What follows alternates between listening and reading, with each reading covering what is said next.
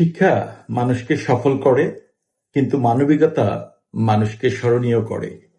Degree একজন মানুষের পরিচয় নয়, তার ব্যবহার, সততা এবং মানবিকতাই তার আসল পরিচয়। আমি এই কথাটা কেন বললাম?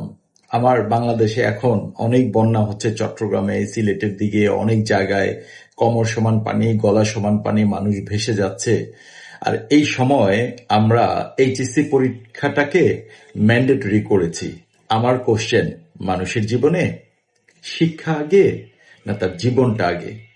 যেখানে মানুষ তার জীবন নিয়ে আহ, বেঁচে থাকার জন্য লড়াই করছে, সেখানে আমি শিক্ষাটাকে অব্যাহত রাখতে পরীক্ষাটা আমি কন্টিনিউ করছি। আসলে এই পরীক্ষাটা কি পেছানো যেত না? এই পরীক্ষাটা যদি 10 দিন পরে হতো, এই জাতির জন্য কি অনেক বেশি ক্ষতি হয়ে যেত? অথবা সেই স্টুডেন্টগুলোর জন্য যেগুলো আজকে বৃষ্টির মধ্যে গলা সমান পানি ভেঙে গিয়ে পরীক্ষা দিচ্ছে, কখনো গর্তে পড়ে যাচ্ছে, ম্যান হোলে পড়ে যাচ্ছে, সেই বাচ্চাগুলোর মা বাবা এতগুলো কষ্ট করে তাদেরকে পরীক্ষা দেয়াচ্ছে।